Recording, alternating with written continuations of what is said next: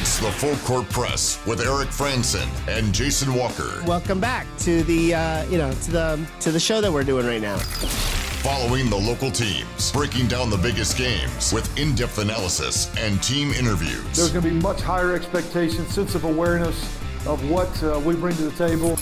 Join the show by calling into 435-752-1069 or text 435-339-0321. It's the Full Court Press. Rose, hands up, yes! Caught! Touchdown! They did it!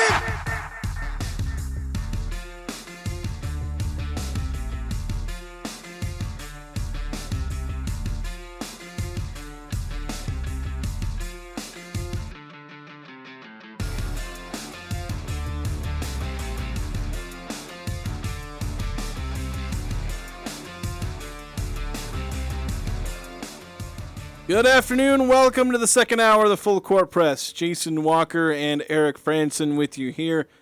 Giving our reactions, a lot in the first hour to Utah State's loss to James Madison. They rally from 24 points down in a couple of different spots to tie the game late, then give up a late touchdown. Couldn't quite rally one more time. Just too many early mistakes. And that little line there, too many early mistakes, describes basically every game this season. Yeah. Even like Blake Anderson even kind of lumps the Idaho State game in there because yeah, we were tied 7-7 with the team that we ended up blasting 78-28. The fact that game was as close as it was early on, he's not really excusing his team from that either. So despite the fact that in all the other games they've been outscored 53-0, that's horrible. Then the Idaho State game was kind of mediocre in the first quarter. So that's the theme of the Aggies. They're a team that is allergic to the first quarter, but then goes Super Saiyan in the next three quarters. Because, yeah, if you excluded points scored in the first quarter, Utah State would be 4-0. Probably be a ranked team. They'd probably have maybe slid into the back end of the AP poll this week, or at the very least they'd be receiving votes. Because they'd have a win over a team that was ranked. And a win over Air Force, James Madison, pretty impressive win over Idaho State. But that's coulda, woulda, shouldas. Yeah, a lot of those. So the Aggies, as is, they're not 4-0. They're not borderline ranked. They're 1-3, and pretty much deserve to be there. Maybe they actually do live up to every coach. When you play a team with a losing record, it's always they're better than their record shows. The Aggies might actually fit the bill in that case. Because they are you'd think they're better than their record shows. They're just bad in one quarter, which is why their record is as it is. Well, interestingly enough, their FPI, and the ESPN has this football power index, they've actually been going up. They're up to 91, which is still not great. Yeah. The SP Plus number that ESPN also produces has them at 100. The Athletic has the Aggies at 113 when ranking every team in college football. So kind of interesting just the comparisons there. The Aggies actually have a higher FPI than San Jose State, which is 2-2. Yeah, there's some teams like across a couple of different computer rankings. I was looking at the K-Ford rankings. I think they came out like late Sunday or early today. And the Aggies are, I think, above a couple of Mountain West teams. Because I think they might even be above San Diego State. But I think at least San Jose State and some other teams wow, suddenly the Aggies are. Of course, that's more on some of the other Mountain West teams not doing so hot. Right. That's okay. That's great. That sounds great for the Aggies to be ranked above other Mountain West opponents. But when you look at it, that's not good news for the Mountain West Conference. It's more that the Aggies are just kind of staying put, where it's like, they're competing against decent teams. They're not winning, but they're competing against decent teams. So their FPI, all those computer rankings kind of hover in the 90 to 100 range throughout most of these rankings, and everyone else is tumbling and just falling behind them. So, yeah, because when you look at the rankings, Air Force is getting some votes. Iowa, I don't know if Iowa's getting any votes anymore. I think Iowa. They fell out of the rankings, but they're getting some votes. Yeah, they're probably, I think, getting votes, but they lost to Penn State pretty hard. People started clowning on them again for not playing offense. Actually, they're not getting votes. They're not getting votes at all? Did they fall out of the poll last week? Because I thought they were still like. They were in the rankings last week, but they're completely out. Really? That's a hard fall for losing to Penn State's they were like 7th last week, I thought, or something like that. Because Iowa was 24th in the AP and 22nd in the coaches. And, they are getting votes in the coaches poll. But none in the AP. But I don't see them in the AP. That's ridiculous. You usually don't fall that hard. Yeah, they're not getting any votes in the AP. They are getting some in the coaches, though. That's interesting. But Air Force is actually getting more votes than Iowa. Yeah, and Air Force is deserving those. They've really, come on, because didn't look super impressive in their first couple of games, but then they've looked great in these last 2 games, beating up on Utah State, beating up on San Jose State. Well, in that San Jose State game, I mean, they were technically down at halftime, and they just totally shut them out in the second half. They rolled them. So, that Air Force team playing very, very solid football. Yeah, they're going to be a lot like last year's team. Even though they lost a bunch of players, that defense didn't lose as many players. And the offense certainly humming along. James Madison is receiving a few votes in the coaches poll. So, I mean, the illustration here is that Utah State has played some pretty tough teams in the early part of the schedule. They've been competitive against 2 of those 2 teams in which they lost. They just weren't competitive against Air Force. But this is a team that's been trying to figure themselves out. And I think this next week is a great opportunity to start moving in the opposite direction here and start picking up some wins. Yeah, there's going to be some tough aspects to it. Going up against UConn, got to travel across the country. And that's not going to be easy. Their travel is going to be a little wonky from what they would have liked. Just with, having to go across country. They don't have the biggest budget for to be able to give them all the amenities they might want to fully acclimate to moving 2 time zones, playing an early, I believe it's a game that I believe is being played in the morning. Well, 12 o'clock local time. It'll be 10 a.m. kick for us. But still, that's where Utah State has had a lot of 6 o'clock games, the little bit later starts. Though, I mean, the Iowa game was an earlier start. Yeah, I think it was like 11 local, because it was 10 here. Yeah, it was 10 o'clock here. I think it was 11 local. So basically, same time. Same start time, but obviously it's time zones make things more interesting. Right. So, I mean, that makes your morning walk through, you're getting yourself ready to go. These early starts have been just first quarter starts, not early kick times. Just the first quarter for Utah State's been problematic. Yeah. And then having a game start earlier than they're used to, they've really got to try to change some things up to get to all the team and all the players focused and dialed in a lot quicker. Because once they start to get those the game going and start making adjustments, Utah State's been a competitive team. It's just that first quarter has put them so far behind that it's just ultimately unable to overcome. Yeah, they've been typically better than their opponents, especially in the second half. Even after just the first quarter, they've outscored their opponents, outgained, I think, all of them after the second quarter. Some by a little bit, some by a lot. So they do need to find a way to start early. And the thing is, this team just does have so much potential, especially on offense. We talked about McKay Hillstead. This is a guy who, if you look at his first couple of games in his stats, this is a guy who could almost borderline throw for 3,000 yards. I mean, granted, his 300 per game pace is not going to hold. But this is a guy who's throwing for a lot of yards. And it's unlocked in offense. It's unlocked. You look at the receivers they got. Terrell Vaughn, he's doing a lot. They got a bunch of wide receivers. Yeah, and I like that there were we saw some great downfield throws to Micah Davis, Colby Bowman, Royals. I mean, we saw several explosive plays, downfield throws.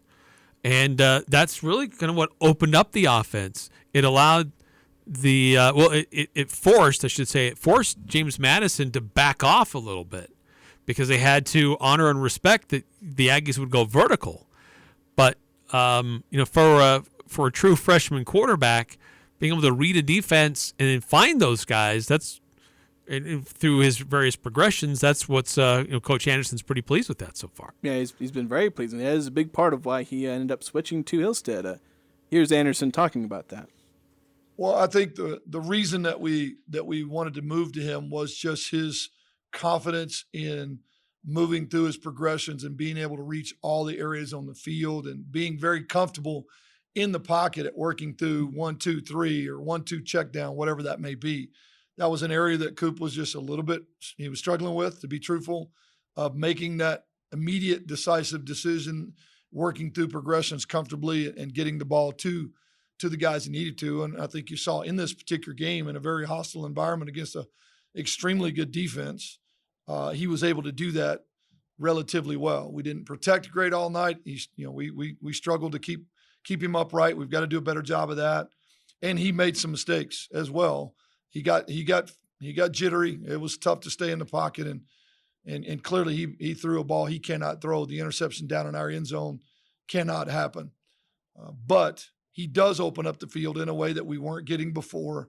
It does make you defend every player, and he is confident in his ability to get the ball where it needs to go on the field. And I think that does open up our offense. That in addition to being able to run the ball effectively. Yeah, Hillstead, he's throwing to everyone. Like I said, he's thrown to Davis. He's thrown to Bowman. Obviously, he's still favoring Terrell Vaughn, who's obviously a big part of the offense. I think Terrell Vaughn caught 9 or 10 passes again. 10. 10, yeah. So I think that's for 124 yards. Yeah, and I think those. I think the 124 is like a season or career high. Another 2 touchdowns, and so I think Vaughn's up to like 38 receptions this year in 4 games. He had 56 all of last year, so doing pretty good. Not so shabby. But yeah, but it's not just him. And it's kind of like in some ways like the 2021 the offense. That, where you had Devin Tompkins where he's catching like 100 passes and 1,700 yards and however many touchdowns. But you also had Bowling, you also had Derek Wright. So it's like, yeah, you had a star wide receiver, a guy that you're going to more often than everyone else. But the second you stack up on him, like I said, one of Hillstead's biggest throws was to Jalen Rolls. You had another big one to Colby Bowman, Micah Davis. Like twice he set a new career high for longest pass in the same game. Throws for 63, then for 74. It's like, and they were to different receivers. Like Vaughn wasn't one of the guys who caught one of those deep passes. He was thrown to a bunch of different players. So we've seen Hillstead being able to read all the throws, throw to whoever's open. Including the tight end a little bit. Yeah, he's targeting Brock Lane quite a bit. Brock Lane he didn't catch too many. I think he didn't catch too many passes, but I think he had 7 or 8 targets. But I mean, against Air Force, he had like 5 or 6 catches. So yeah, this is a quarterback who's throwing the ball to everybody, and it's kind of the ideal for Blake Anderson's offense. He spreads out the entire field, so he wants to use the entire field, and now it seems we've got a quarterback who's able to do that. Still working through some freshman mistakes. Still working on tightening up his accuracy. Keeping the pocket clean, that's a big thing. But overall, got a quarterback who can go out there and make plays, make throws. 435-339-0321 if you want to chime in on the Full Court Press text line. 3486 texting in. Can't wait to watch McKay ball out for 2 seasons and then transfer to a mid P5 like Northwestern. Yay, NIL. And it says, but in all seriousness, I've loved what we've seen so far. Shows poise and promise. Yeah, that's the worry, is to like he's gonna ball out, ball out the rest of the season, have maybe a really good sophomore season, and then transfer like BYU because they throw $1 million at him. Because that's how NIL works nowadays. Yeah, I mean, my soapbox on that. I get tired of Aggie fans who just somebody has a good game and automatically we go to the fatalist, like, oh, it's doomed. We're gonna start pulling my hair out now, get my sackcloth and ashes. Just enjoy it for now. He had a good game. Oh, he's gonna leave. We can't handle it. It's like, my gosh, can we just let him play? We can't have good Can players. we enjoy what he's doing? We can't have nice things, Eric. We can't enjoy nice things because they always leave us. Gosh. 9952, question. Saw a bunch of people keeping Blake off the hot seat. Since the trend is dropping since his first year, is it not a fair question? Like Blake being on the hot seat? What has he done to deserve being on the hot seat? He won a Mountain West championship his first year. Yeah. He went 6-7. Not ideal. Still went to a bowl game. Right. There were items of frustration last year, justified for fans and others to be frustrated with his actions. Yeah. But that, I thought, got rectified with how the team rallied and got to a bowl game. There's So the thing is, if you want to put Blake on the hot seat, like, what's the reason? And I'll listen. Now, there's reason for fan frustration. Yeah, he's not playing well in first quarters. That's a problem. A lot of coaches have issues with their teams. There's always going to be issues, but the question is results. Now, so far this season, he's not getting results. If things continue the way they are, yeah, there will be reason. He is 1-3. why aren't more people praising him for how quickly he made a quarterback change this year, Yeah. as opposed to what we all witnessed last year? And I know some people were getting on him like, oh, now he's changing quarterback. And I'm thinking, and there may be maybe a couple reasons, but I'd like to think, like, maybe the dude learned. Like, I always try and tell people, like, hey, I'll change my mind if I think things change. And Blake, he decided to stick with his man. And maybe I can't speak for him, but maybe he realized, hey, maybe that wasn't the greatest choice. Maybe I shouldn't have stuck with him. But he stuck with him because Logan Bonner had the history. He'd seen him play well, and so he trusted that. Maybe it didn't work. With Cooper, maybe he realized, maybe I shouldn't stick with him. Maybe that's not the way to go. Like, I can learn. Yeah. Like, don't blame Blake Anderson for changing how he does things.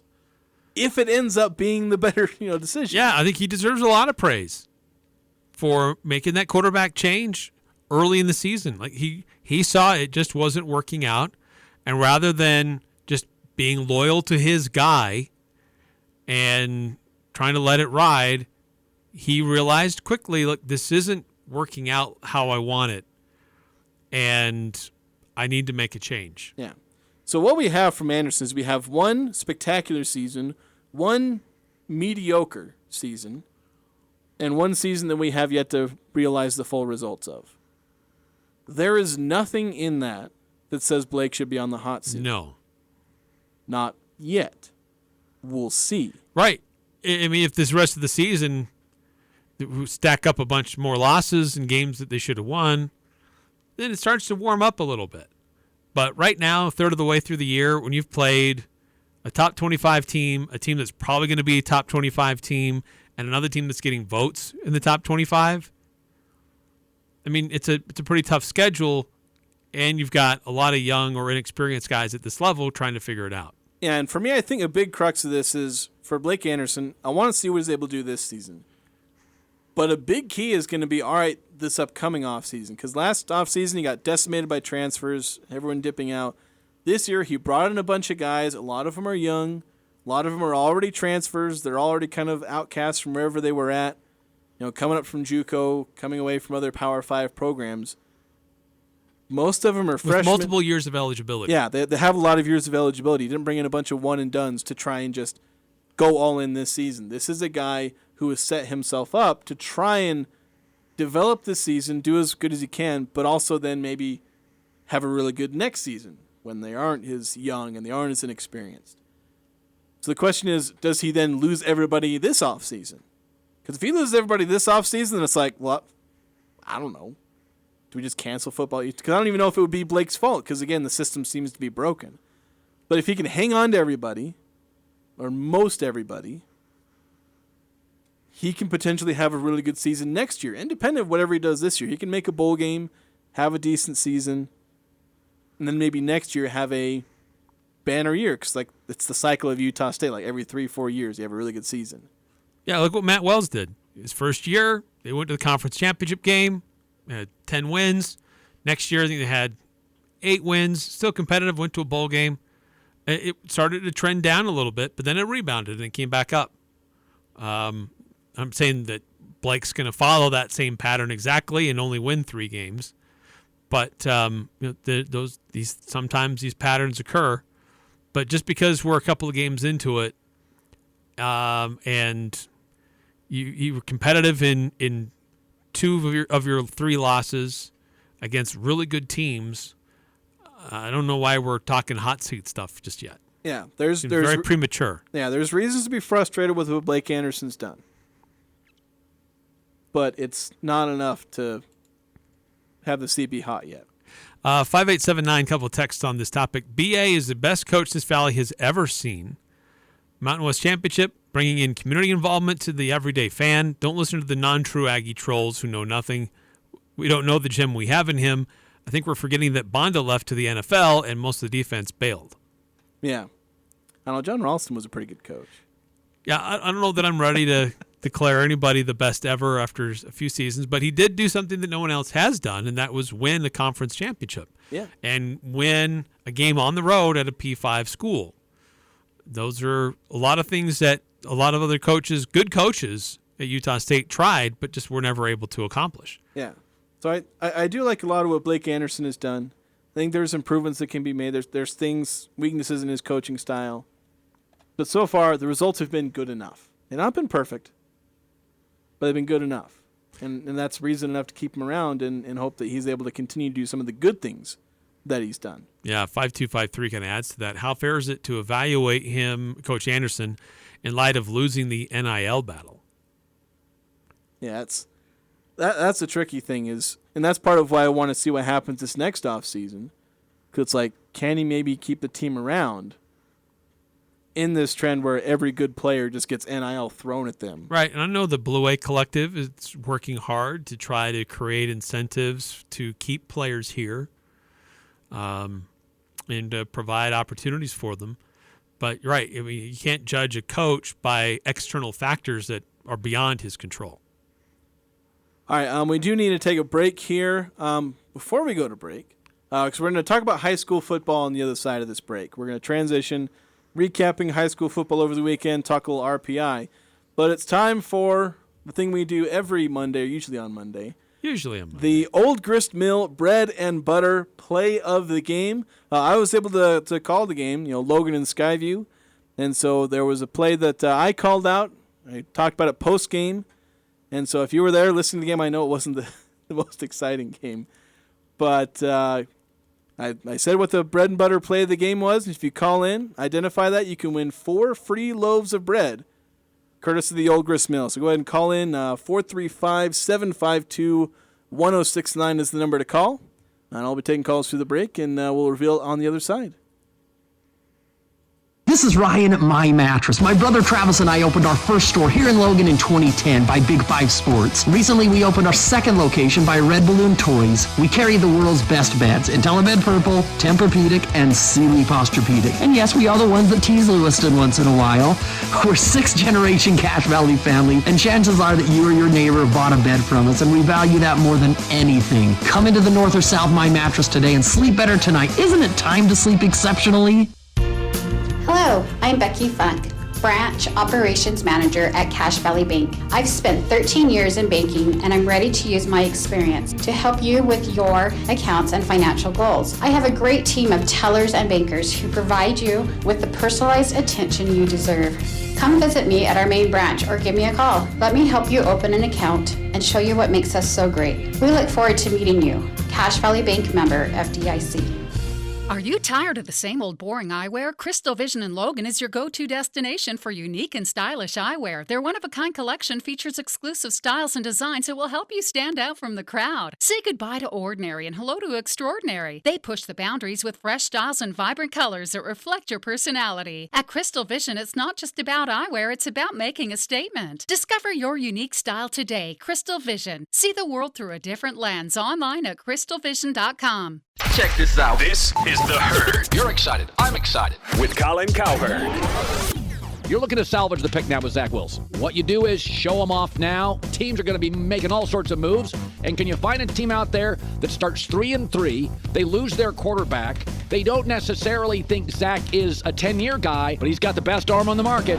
This is The Herd. Weekdays from 10 to 1 on Sports Talk Radio, 106.9 FM, 1390 AM. The Fan. Are you in need of excellent surgical care? Budge Clinic General Surgery offers the future of surgery with state-of-the-art robotic-assisted procedures. From cancer treatments to surgical needs, they've got you covered. Call Budge Clinic General Surgery today, 435-716-1950, to schedule a consultation and experience the best possible outcome. Trust Doctors Anderson, Marshall, McKenna, and Peterson, the experts at Budge Clinic General Surgery, helping people live the healthiest lives possible. Ooh, a brookie. I'll take 2 of those. What, a raspberry toaster tart? Yeah, 2 for me.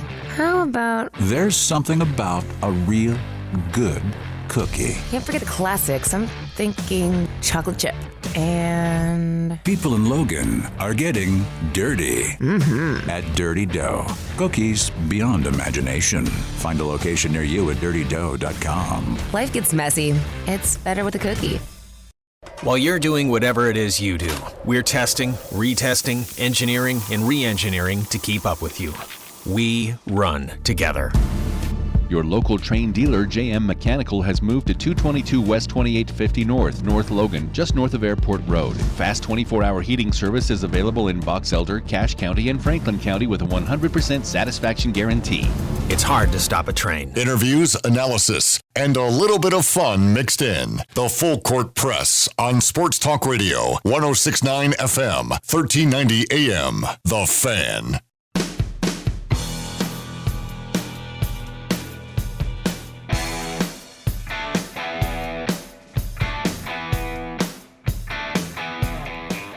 Congratulations to Jordan for calling in and correctly identifying the Old Grist Mill bread and butter play of the game for Skyview and their win over Logan on Friday. I think it was 69-18. Yeah, it was a blowout. It was a bit of a blowout there. It was a mouthful because I had a heck of a time all game. Because, I'm going to commercial, you're signing off, talking about all the stations that I cite whichever stations we're on. There were 5 different ways you could listen to the game. And I was saying all of them. A lot of times I was just shortcutting it by just saying KVNU and the Fan. Because there's 106.9 FM, 1390 AM, 102 FM. Technically there's 2 102 stations, but I just went 102 FM, 610 AM, CashValleyDaily.com. And then I bring this up because at the end of the game, I was giving out an Old Grist Mill bread and butter play of the game for both teams. That's true. And a McDonald's player of the game for both teams. There was a lot that we had gave your work up. cut out for you. Yeah, I had my work cut out for me. And that's the way the Logan Skyview games are, since there's obviously a lot of overlapping sponsors there. But the play of the game, I like to play a clip just to highlight these great plays. So this was the play of the game from Skyview's win over Logan. Bear River having a good region season so far, beating up on Logan, nearly taking down the Bobcats. And are beating Green Canyon. Handoff for the Bobcats. They give it to Egbert. He's got room to run. Stiff arms the man, trying to drag him into the end zone. I think he does. I can't believe that. He dragged number 30. I mean, that's Carter Niederhauser for 15 yards. Yeah, he dragged him. It might not have been quite 15 yards, but it was close. Brevin Egbert just taking a handoff, going 28 yards out. And he just dragged a man into the end zone, managed to fall over the goal line there. It was pretty crazy watching that. What a game for Egbert overall. Yeah. Holy cow. At halftime, the man had touched the ball 10 times, and he had 300 yards from scrimmage. Like, he just went off. Unreal. So I think he ended the game with like 243 rush yards. I don't know what the official was. My stats that I keep are usually unofficial, but yeah, I think 243 rushing yards, 63 receiving yards. I think 5 or 6 overall touchdowns. Just absurd. Wow. It really goes to show. Logan, they're obviously struggling a little bit this season. But, yeah, Skyview just flexing their muscles with some of their playmakers in this game. Unrelenting. And Skyview remains the number 1 team in 4A. Latest RPI numbers have been published. And Skyview remains at number 1. They're not the only undefeated team. It's interesting because Park City is also undefeated, but Park City is number 5 in the rankings. It's just a matter of who they've played, what their opponents and their opponents have looked like. Skyview has played a tougher schedule, and the number 1 team overall, Ridgeline, at number 4 now. And Ridgeline was number 2 going into the weekend and dropped 2 spots even though they won. And won against a pretty decent Mountain Crest team, too. Yes, and Mountain Crest was at number 8 last week. They only dropped 1 spot. They dropped down to number 9, but in between that is Green Canyon at number 6 in the rankings. Green Canyon, no movement for the Wolves. After a hard-fought battle against Bear River, who they trailed in the first half and came back and rallied in the second half and had a big fourth quarter to take the lead and seal the game away. Yeah, so certainly a pretty big game for them. And, yeah, just go back to Ridgeline. I think the biggest problem, and this is the thing with RPI, I think Ridgeline's RPI number actually went up because it was like 0.69 something last week. They're at 0.70 this week, and there's like 7 digits to this RPI number. It goes like 7 decimals down. I'm not going to remember all those, but right. But they went slightly up. But Crimson Cliffs and Provo, the teams at number 2 and 3, they went much more up. They were all pretty close last week. But again, a lot of this can come down. You can win and you improve your own win percentage. But if like all the previous teams you played lost, or if that week, like because Skyview, their RPI went down because they played Logan.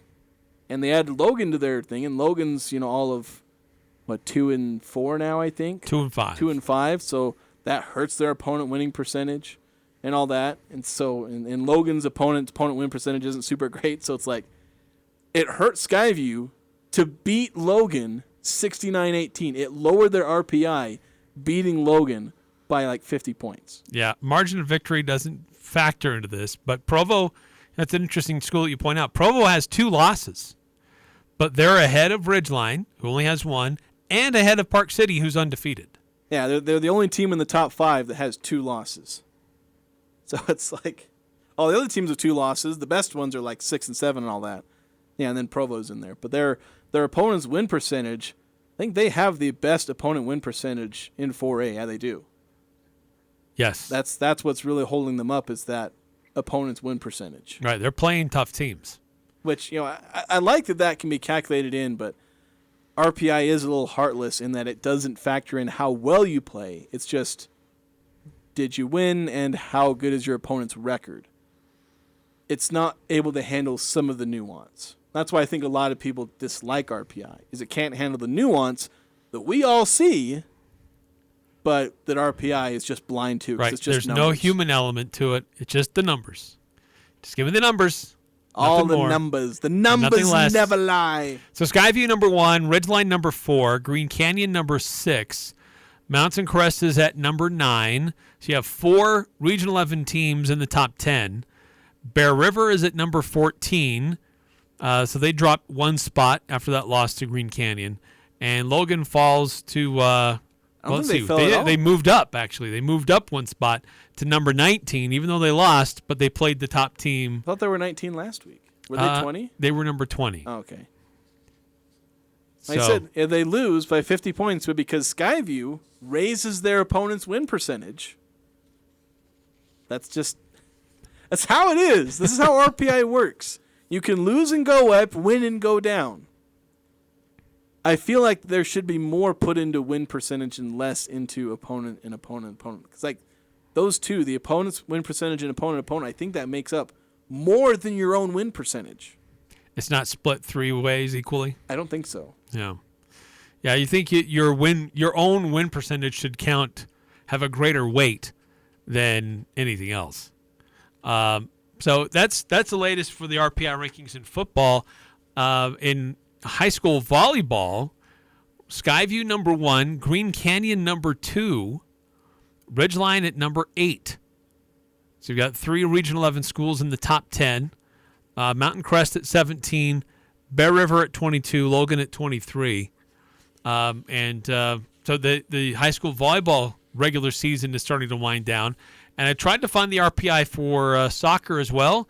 Those are not published this week. Oh yeah, because they're in their final week of the regular season. Things are winding down there, and it's been a super competitive season there for for Region 11 soccer. A lot of good teams. Yeah, right now Green Canyon, the best team overall in their rankings and in region play. They're 13-1 overall, 7-1 in region play.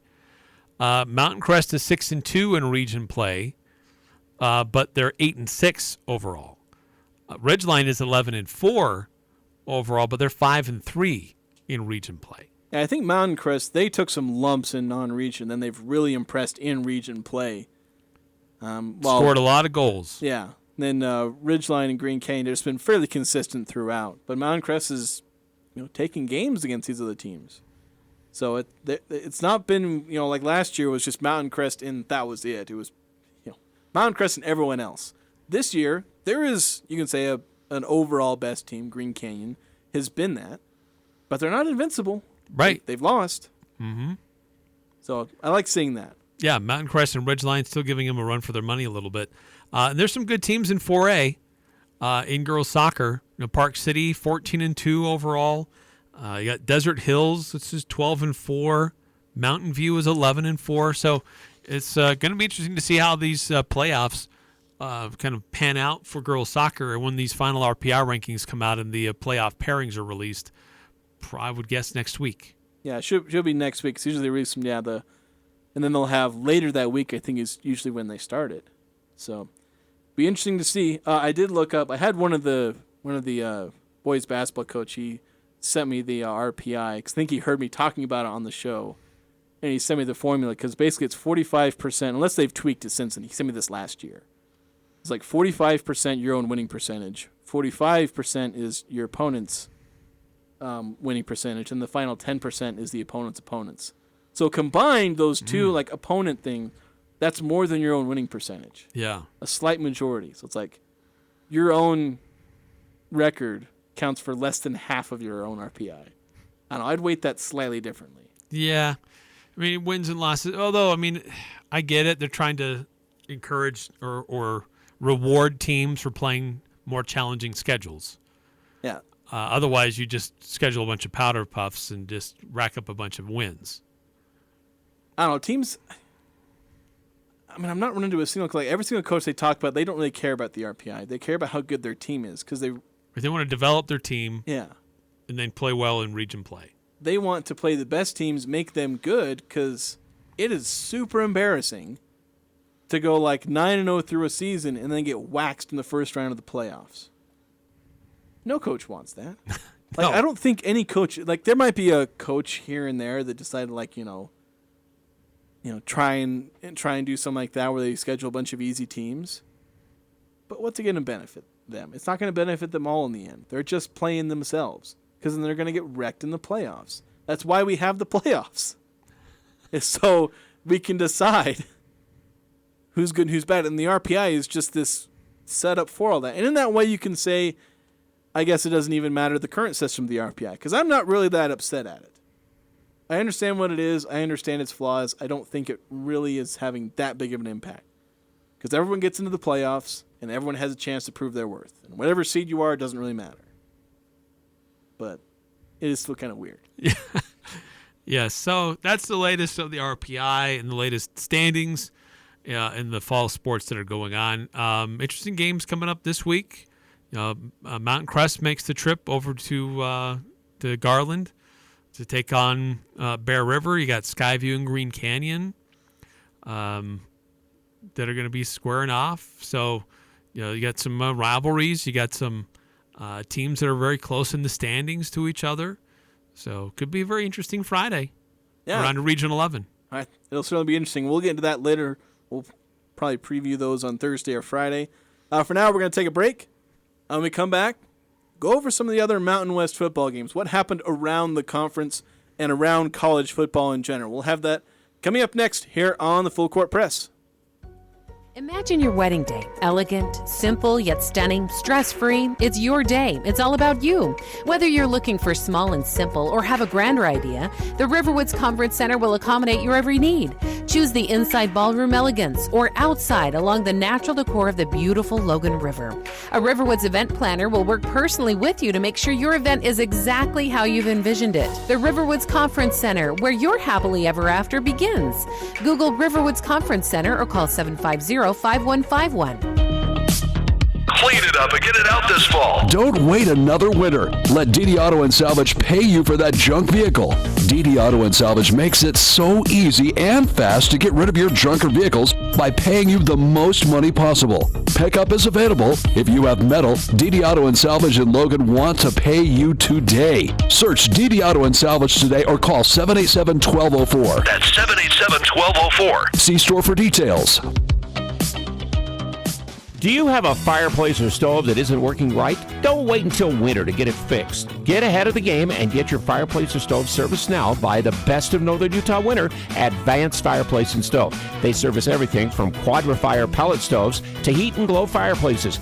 Get a 20% discount on your next service and labor when you mention this ad. Call 752-7272 or go to advancedfireplaceandstove.com. Advanced Fireplace and Stove, where comfort is their business.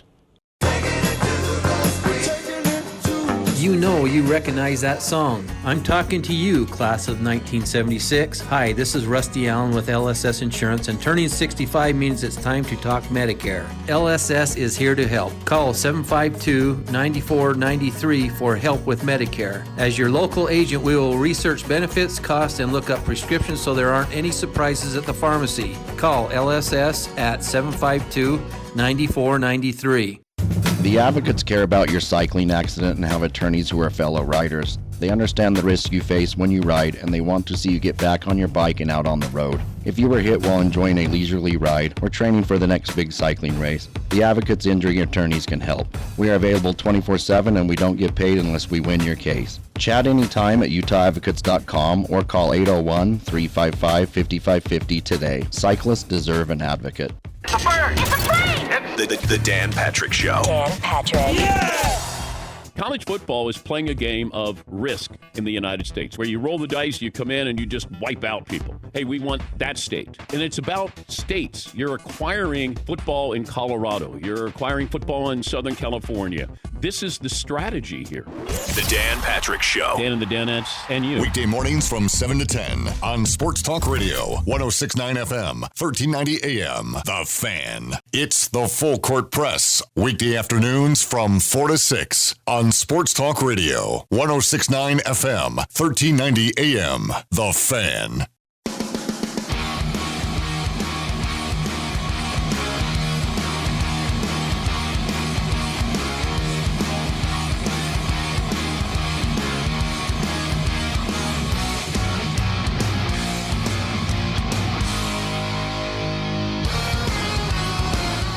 Welcome back, Full Court Press. Jason Walker and Eric Frandsen with you here. If you want to join the show, 435-339-0321, the number you can text to any of your thoughts, reactions to Utah State losing over the weekend in football, or any of the other college football that happened over the weekend. Certainly a lot of interesting results there, a lot of games to follow. Want to talk a little bit about the Mountain West, what generally happened there. Not a ton of super interesting results as far as, out of, non-conference things, because you had, New Mexico's playing UMass, Colorado State's playing Middle Tennessee, Nevada, Texas State, UNLV, UTEP. Like, not the most exciting lineup in the world. Yeah, nothing too sexy there with what the Mountain West did in week 4. But as you'd mentioned earlier, there were some interesting intra-conference games. Boise State, San Diego State, tie ball game at halftime. Neither team looking awesome, but doing some things to make it interesting. Then Boise State taking the lead. San Diego State trying to rally late, but just not enough. San Jose and Air Force, as we mentioned earlier. Basically, San Jose had the lead at the half. Air Force comes out and just totally dominates in the second half, especially in the fourth quarter. San Jose's only 1-4 on the year right now. Yeah, they're really struggling. When we talk about Utah State having a tough schedule, San Jose State's early schedule has been super tough. It's like, don't start counting the Aggies beating San Jose State. Yeah, of course, Utah State's only 1-3, so they shouldn't be counting wins against anybody. But I wouldn't think too much less of San Jose State.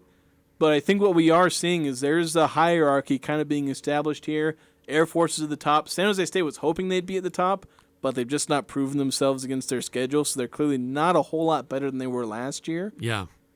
San Diego State, they probably did better than I expected against Boise State, or maybe Boise State didn't do as well. I don't know which direction that really is, because I feel like both Boise State and San Diego State, it underperformed a little bit to their own expectations. And so Boise State coming out on top, well, kudos to them, but have we really figured out exactly who those two opponents are? And don't look now, but one of the top teams in the conference is UNLV. That's at 3-1. Yeah, it's nuts, because I put the standings in my recap, the end of my recap. I'm like, how high is UNLV? That's nuts. They're way up there.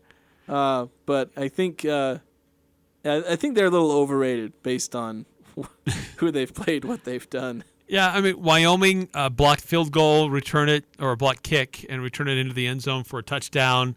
Get them a late win over Appalachian State. Absolutely saved them. Crazy finish. I hadn't seen it firsthand, but I think a lot of I'd kind of secondhand seeing. I follow some Wyoming people, and they were kind of like talking about how the fans were about ready to riot based on how poorly the offense seemed to be doing in that game. Yeah.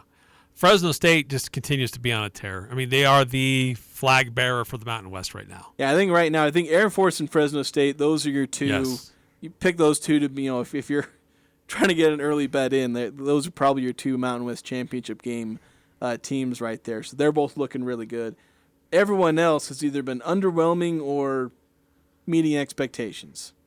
Like Nevada. They're 0-4. And they're meeting expectations. They're meeting expectations. That's pretty, everyone else, underwhelming or meeting expectations. Hawaii had to kind of rally late to get past New Mexico State, which isn't great, but hey, they got the win. Their teams are both thing is, you had two bottom feeder matchups because you have Hawaii, New Mexico State, and then UMass and New Mexico. It's mind you, the thing is, people can make fun of there being a couple of teams at the bottom facing each other. I actually kind of watch those games because then they're competitive. Colorado State, Middle Tennessee, not much difference either. Yeah, it's make fun of teams that if you rank them this is the 131st team and the 121st team. It's yeah, it'll be a good game. So and they were close, Middle Tennessee, Colorado State. It's 31-23. Yeah, 31-23. Hawaii 20-17 over New Mexico State. New Mexico 34-31 over UMass. Those are close, exciting games. Are they good teams? Maybe not. But they're close, exciting games. That's good football. I don't see the problem with that versus watching Ohio State, Notre Dame.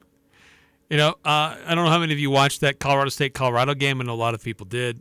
Colorado State committed so many penalties in that game. It's kind of silly that game was even competitive considering how many yards against the Rams there were for penalties.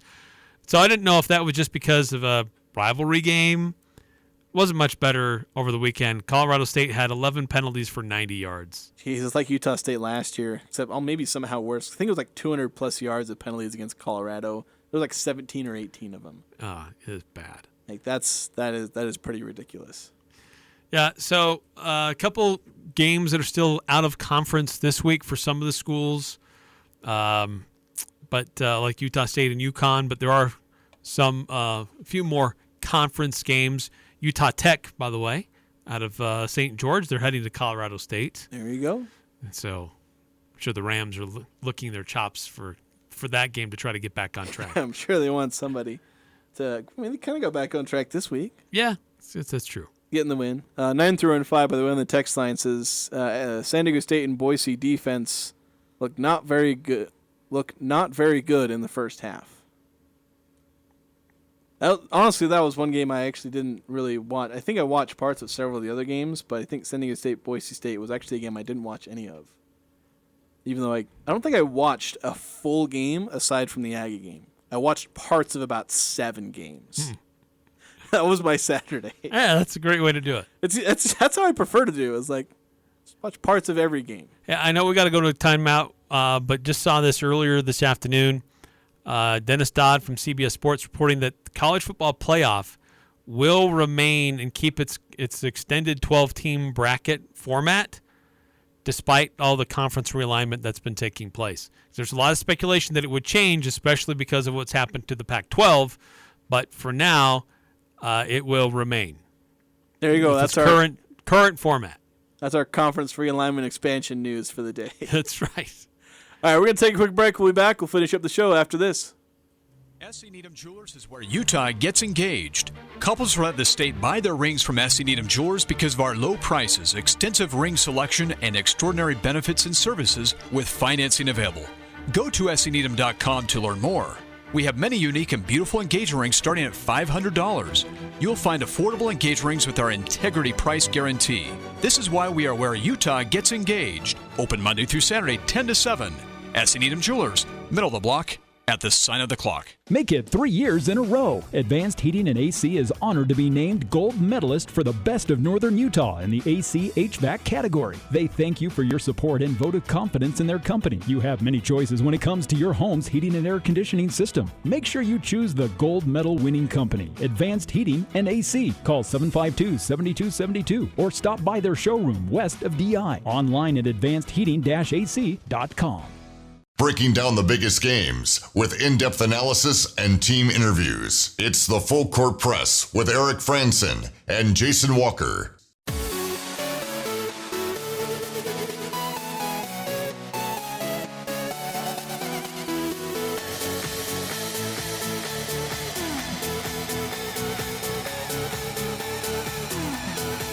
Valvoline Instant Oil Change. They're open 7 days a week. Over at 695 North Main in Logan, right across the street from Angie's. It's quick, clean, easy. That's how it should be when it comes to an oil change. You can stop in today or any day, since they're open 7 days a week. So one thing certainly happened over the weekend, and we've mentioned former Aggie a couple of times, comparing current QB McKay Hillstead to a Aggie legend in Jordan Love, talking about just kind of that gunslinging ability. Showing as much promise as he has when he's young, because Jordan Love is pressed into service at a younger age. Yeah, he was a redshirt freshman when he first came in. Wasn't a true freshman, but obviously had to come in, took over for a quarterback who wasn't playing as well, took over the job and impressed. So Jordan Love, he's now in the NFL. I don't know if McKay Hillstead's going to be able to get there. He doesn't have he's not 6'3", 225 pounds, but. Jordan Love, he had all the physical attributes, so he made it in the NFL, and obviously starting this season. And he's impressed a lot of people early this year. He threw 6 touchdown passes to 0 interceptions his first couple of games. Not too many yards, not the flashiest completion percentage, but he's getting the job done. Yeah, he's getting the job done, and perhaps nothing exemplified that better than this last week, where he actually had some pretty poor stats. In terms of his passing, but he was able to rally and get the Saints to, get the Packers to a win over the Saints, including like a last-minute touchdown, or I think it was the last-second touchdown. Well, it was late in the game. Yeah, they were down 17-0 in the fourth quarter, and Jordan Love rushed in for a touchdown, scrambled on a broken play to get a first down, and then some. And then had this pretty throw to another fellow Mountain West Conference former wide receiver late in the game to help get the victory. Jordan Love in the shotgun, takes the snap. Love throws right side, back shoulder, leaping grab, Romeo Doubs, touchdown, Green Bay Packers, sensational throw and catch. Oh my goodness. So yeah, that was it wasn't last minute or last second. It was like 2 minutes, 56 seconds to go in the game. But yeah, ultimately the game winner. Yeah, ultimately won the game. They went for 2. They went for the win instead of just going for the tie. So give Coach credit. They believed in his guys. And there was some concern among Green Bay fans because their leading rusher was out for today. For Sunday. Jordan Love ended up being the leading rusher on the day for Green Bay. Yeah, I get 39 yards rushing and the touchdown that he scored earlier in the fourth quarter helped get them, within 6 points. So, yeah, pretty good day for Jordan Love. Pretty good ending. Like I said, his stat line wasn't superb. I think he was. Got to see how much time we have left. 259 yards, but 22 of 44 passing. Yeah, it's like 50% completion, 1 touchdown, 1 interception. So, like I said, did he have the 39, yards rushing, which is nice, but not the gaudiest stats. But it's like the previous 2 weeks, got the job done, and his poise is impressing a lot of people, and that's what we're kind of seeing out of him. And so he'll continue to grow. He's not, blowing the doors off everyone like Patrick Mahomes, but. No, but these are great momentum, confidence games for him. I know New Orleans, like Derek Carr ended up going out and got hurt. Jameis Winston had to come in, but so maybe they weren't operating at their full capacity offensively themselves. But that's not Jordan Love's fault. Packers weren't either. Yeah, no, they didn't have their leading running back. So, great to see Jordan Love gaining confidence and figuring out ways to get wins for his team. Yeah, it's nice to see an Aggie quarterback going out there and performing, especially because all the other quarterbacks out of Utah are struggling. So it's just sweet, especially since there's that debate back in 2019. Who's the best quarterback out of Utah? It's like, well, the answer seems to be Jordan Love. But anyway, that'll do it for us here today. Thank you so much for listening. We'll have Preview Tuesday coming up tomorrow.